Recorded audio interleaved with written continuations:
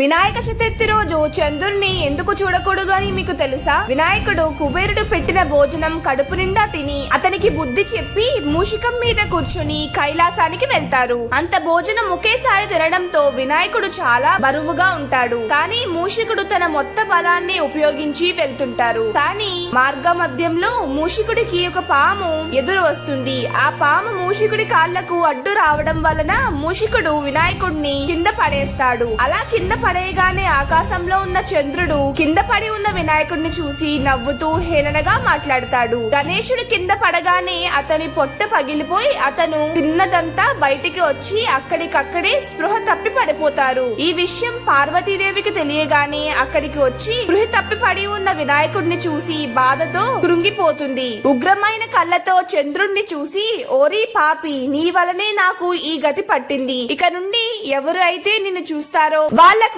నీలాప నిందలు తప్పవు అని శపిస్తుంది. ఈ శాపం వల్ల భూలోకంలో ఎవరైతే చంద్రుణ్ణి చూస్తారో వాళ్ళు ఎక్కడా లేని కష్టాలు అనుభవిస్తూ ఉంటారు. ఇది తెలుసుకొని విష్ణువు పార్వతి దగ్గరికి వచ్చి, చెల్లి, నువ్వు శాంతించు, వినాయకుడిని మళ్ళీ నేను బ్రతికిస్తాను, నువ్వు నీ శాపం వెనక్కి తీసుకొని వినాయకుడికి ప్రాణం పోస్తారు. అప్పుడు పార్వతీదేవి, అన్నయ్య, ఈ చంద్రుణ్ణి నేను క్షమించలేను, ఈ శాపాన్ని నేను వెనక్కి తీసుకోలేను, కానీ నువ్వే వచ్చి నాకు ఇంత సహాయం చేశావు గనక ఏ రోజు అయితే ఈ చంద్రుడు నా గణేశుడిని చూసి నవ్వుతాడో వాళ్ళకి నీలాప నిందాలు తప్పవు అని విష్ణువుతో చెప్తుంది.